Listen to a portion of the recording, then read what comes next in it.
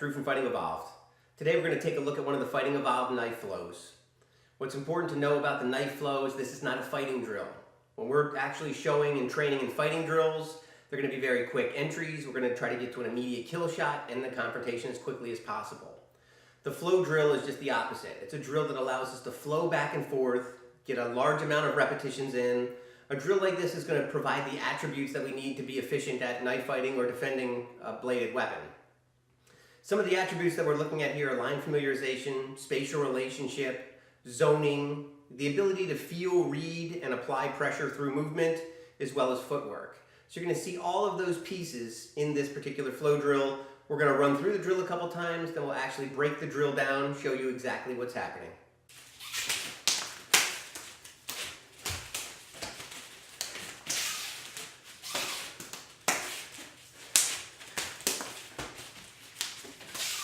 All right, guys, we're going to break down the knife flow. I'm going to show you step by step exactly what's occurring and why we're doing what we're doing.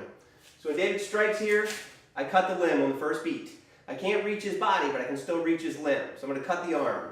I'm going to cut him in this arterial area. So this way, if I cut him here, he's got a good chance of bleeding out. If I cut him on the backside where the veins are, he can take that cut. The other advantage to cutting this anterior surface is I'm cutting David's flexors. He's going to lose the ability to hold the weapon, to grab, and to punch. There's many advantages for cutting here.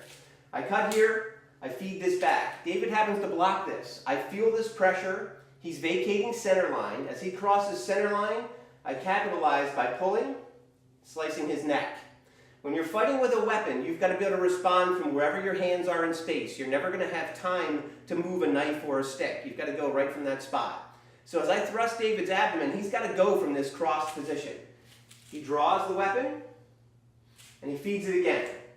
This time as he feeds, when we're looking at spatial relationship, I'm much closer. So rather than go to the arm, I'm going to take the neck. I'm going to control through here to get back to the rib. What's important to note is I'm controlling David proximal to the elbow. If I'm between his elbow and his shoulder, I have very good control. If I drop down here, David can bend his arm, and then he can run with that knife again. So it's important to know that when I'm in here and I'm controlling this position, I'm controlling between the elbow and the shoulder. Now what you want to know from line familiarization, we deal with angles of attack. I know that David can only perform, biomechanically, he can only perform certain movements from this angle, and I know he's coming with angle 2, so I cut that arterial surface again. Now I'm going to clear and refeed this, and David gets to do his side. He's going to cut. He's going to pull, slash my throat. He thrusts. Again, I use the back of my hand. In the event he wants to cut me, I can take that. I cut him. I refeed. He takes my neck. He controls me above the elbow. He slashes. I come back angle 2.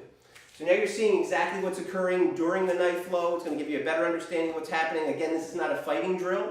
This is a flow drill.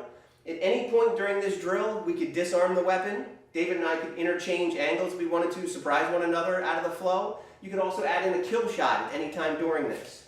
So for instance, when David comes in here and I cut, and I'm controlling here, I may just come up in here and finish it. So you need to know that this is a drill to develop attributes and flow and some of the necessary components to be an efficient knife fighter. Thanks, Dave. Okay, so that shows you an example of a knife flow that we use in Fighting Evolved. We use flow drills for every range, every technique. One of the most important things when we're looking at techniques, whether it's knife fighting, stick fighting, throwing headbutts, throwing elbows, everything has to be done in real time. You've got to demonstrate efficacy of the technique. So anything that we train in Fighting Evolved must be progressed to live combat. So we do fight live with a knife. Obviously we're not using a sharp knife, we're using training knives, but we will fight full speed with the knife. We will also have knife against empty hand.